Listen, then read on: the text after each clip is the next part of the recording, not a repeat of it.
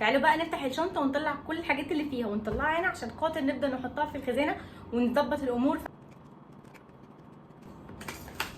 قد كده في الشنطه المايو والحاجات اللي انا هستخدمها كلها هطلعها هنا.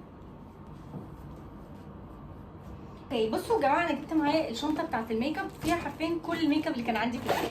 جبت كل حاجه ممكن احتاجها معايا، الصن بلوك، الهايلايتر والفاونديشن والماسكارا. معايا برضو البتاعه دي، بصوا ده المفروض ان هي شكلها انا المفروض دي تحط فيها الموبايل وننزل فيها الميه. بقى كل الهدوم دي بقى نطلعها.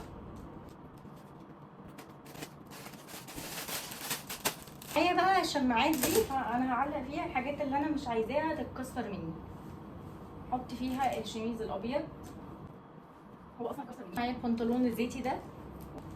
بالنسبه للحاجات اللي انا عارفه ان هي مش هيحصل لها اصلا حاجه لو شلتها زي ما هي كده، انا مش هغير فيها اي حاجه، يعني اطلعهم من الشنطه، انا هخليهم كده زي ما هم في الشنطه مفتوحين.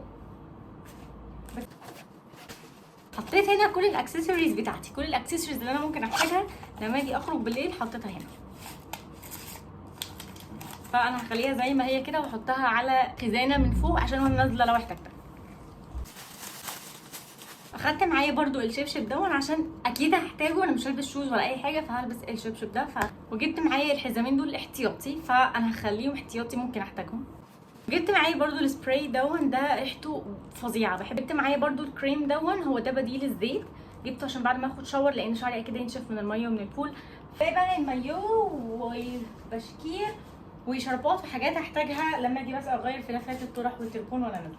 وبس كده، ده كان الفيديو بتاع النهارده. استنوني فيديوهات تانية، هنزل فيديوز كتير قوي عن الرحله وعن الاسعار وكل حاجه عملتها.